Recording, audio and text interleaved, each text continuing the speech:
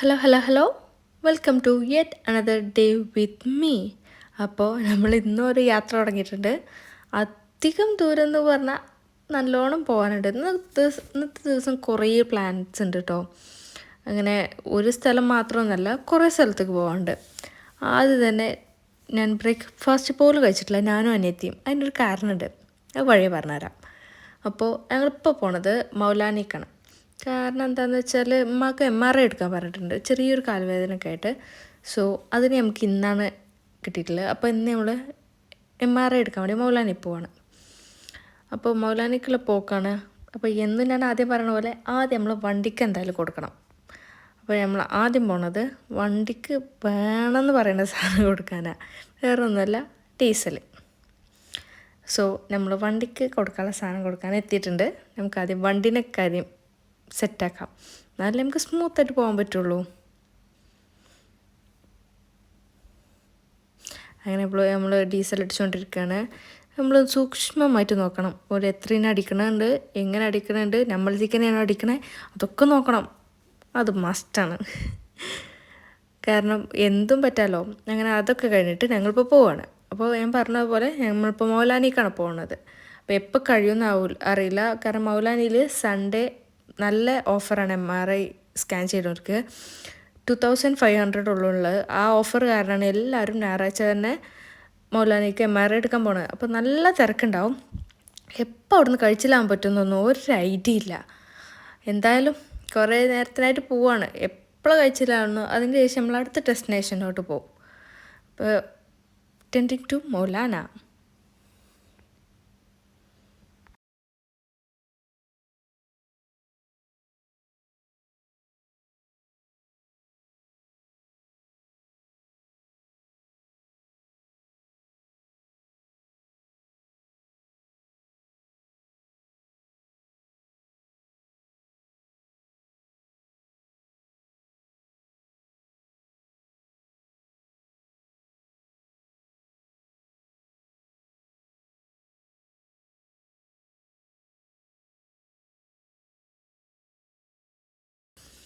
അങ്ങനെ നമ്മൾ പെരിന്തൽമണ്ണ എത്തിയിട്ടുണ്ട് ഗൈസ്. ഇത് നമ്മൾ ഫുഡങ്ങാടി ആയിരുന്നു. ഇപ്പം നമ്മൾ മൗലാനെത്തി.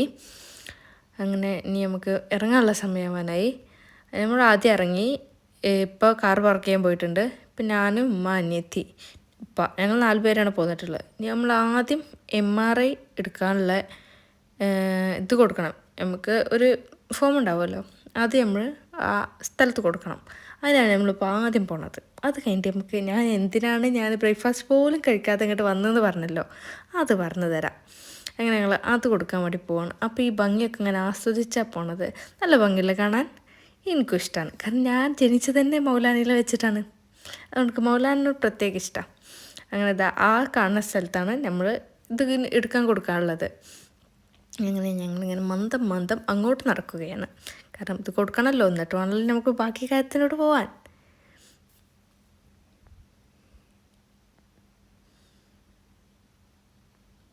അങ്ങനെ ഉമ്മ അതൊക്കെ കൊടുത്തിട്ട് വന്നു.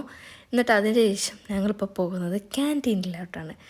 നിങ്ങൾക്കറിയോ, ഞാനൊരു ഭയങ്കര ഒരു മസാല ദോശ ഫാനാണ്. ഈ മൗലാനയിൽ ക്യാൻറ്റീനിലുള്ള മസാല ദോശ അടിപൊളിയാണ്.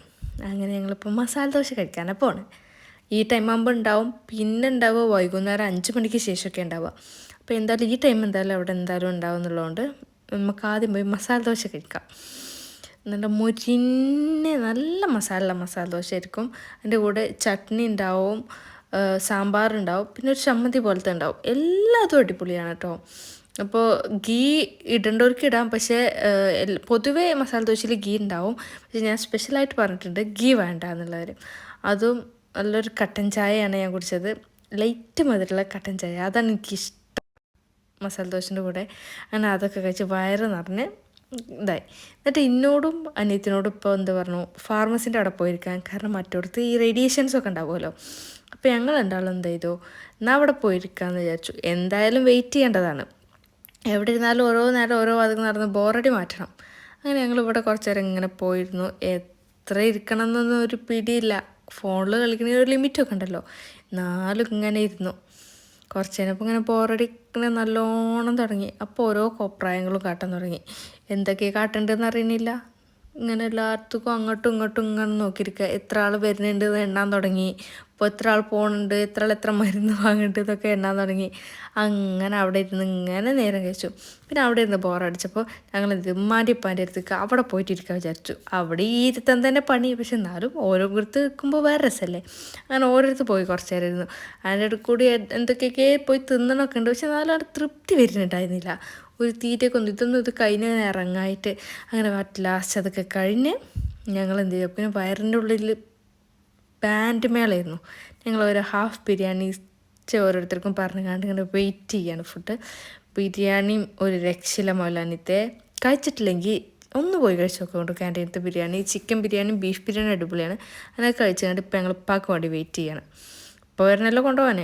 അപ്പോഴും ഞാനിതായി നാലോറും നോക്കിക്കൊണ്ട് നിൽക്കുകയാണ്, ഇങ്ങനെ പനങ്ങനെ വെയിറ്റ് ചെയ്തുകൊണ്ട്. അപ്പോൾ ഇതോ അങ്ങോട്ട് 11 വരുന്നു. അതാണ് ഇപ്പം വന്നുകൊണ്ടിരിക്കുകയാണ്. അപ്പോൾ അത് കണ്ടപ്പോൾ ഇങ്ങനെ തന്നെ അത് ഷോട്ട് ചെയ്യാൻ തോന്നി. എന്നിട്ട് ഇങ്ങനെ ഇങ്ങനെ വെയിറ്റ് ചെയ്ത് നിൽക്കുന്നു.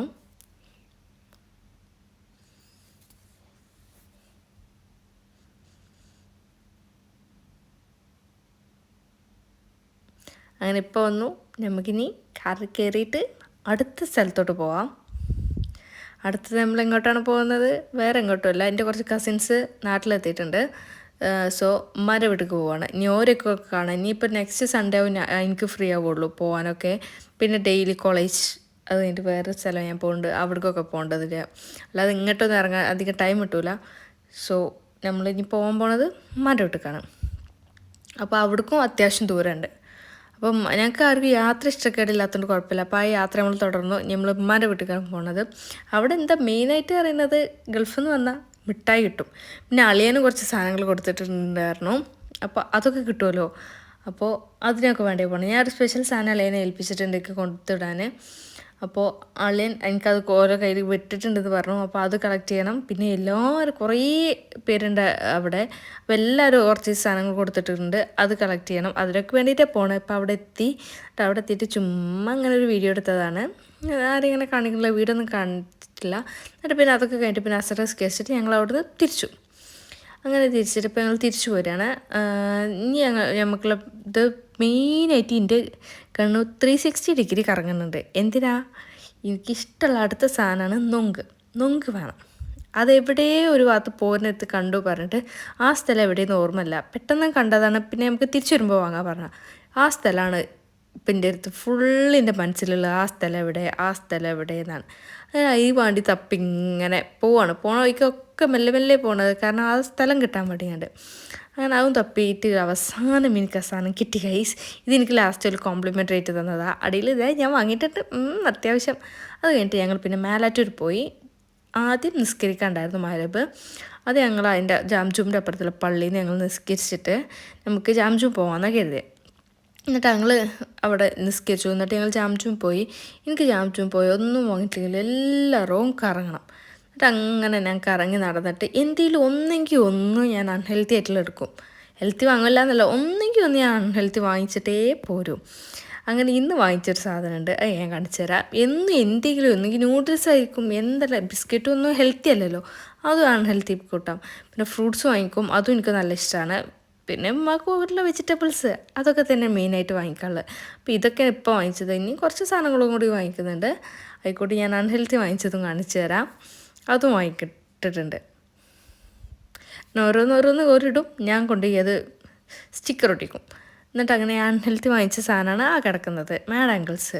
അങ്ങനെ എനിക്ക് ഇന്നതെന്നൊന്നുമില്ല, എന്തെങ്കിലും അൺഹെൽത്തി കിട്ടിയാൽ മതി. അപ്പോൾ എനിക്ക് ഇന്ന് കണ്ണ് കണ്ടപ്പോൾ വാങ്ങിക്കണം തോന്നിയത് അതാണ്. പിന്നെ അങ്ങനെയുള്ള ചില കുറച്ച് സാധനം കൂടി വാങ്ങിച്ചാൽ നമ്മൾ ബില്ല് ചെയ്ത് അവിടെ നിന്ന് ഇറങ്ങി. ഇപ്പോഴും നമ്മൾ ഉപ്പാനെ വെയിറ്റ് ചെയ്തുകൊണ്ടിരിക്കുക. ഇപ്പോൾ വന്നാലേ നമുക്ക് പോകാൻ പറ്റുള്ളൂ. അങ്ങനെ ഇപ്പാനെ വെയിറ്റ് ചെയ്ത് ഇങ്ങനെ നിൽക്കുന്ന പരിപാടി. ആ സ്കൂട്ടി മിക്കവാറും എനിക്ക് തന്നെയാണ്. നറുക്കെടുപ്പ് 31-ാം തീയതി ഇൻഷാല്ലാ എനിക്ക് കിട്ടട്ടെ, എല്ലാവരും പ്രാർത്ഥിക്കുക. അത് എനിക്കാണെന്നാണ് എൻ്റെ മനസ്സിങ്ങനെ പറയണേ. അങ്ങനെ ഇപ്പോൾ വന്നു, ഞങ്ങൾ കയറി ഇങ്ങനെ പോവാണ്. ഇപ്പം തന്നെ നന്നായിട്ട് ലേറ്റ് ആയിട്ടുണ്ട്, എന്തോ ചെയ്യാനാ. രാവിലെ ഇറങ്ങിയതാ, 8 മണിക്ക് മുമ്പ് ഇറങ്ങിയിട്ടുണ്ട്. ഉറക്കവും ശരിയായിട്ടില്ല, ആകെ ഒരു ഞായറാഴ്ച ഇങ്ങനെ കളഞ്ഞിരിക്കുന്നത്. എന്നാലും നല്ല രസമായിരുന്നു. എല്ലാവരും കൂടിയുള്ള ഒരു മര വീട്ടിലും എല്ലാവരും അടിപൊളിയായിരുന്നു. എന്നാലും നല്ലൊരു ദിവസം തന്നെയായിരുന്നു. എന്നാലും ഉറങ്ങാൻ പറ്റാത്ത, എനിക്ക് ഉറക്കം കഴിഞ്ഞിട്ടുള്ളൂ വേറെ എന്തും. ആ ഒരു സങ്കടം എനിക്ക് നല്ലോണം ഉണ്ട്. അപ്പോൾ എന്നാൽ ഞാൻ ആ സങ്കടം മാറ്റാൻ ഞാൻ ഉറങ്ങാൻ പോട്ടെ. വൈകാതെ ഇപ്പം ഞാൻ വീട്ടിലെത്തും. അപ്പോൾ എല്ലാവർക്കും ശുഭ നിദ്ര, സുഖ നിദ്ര. ബൈ.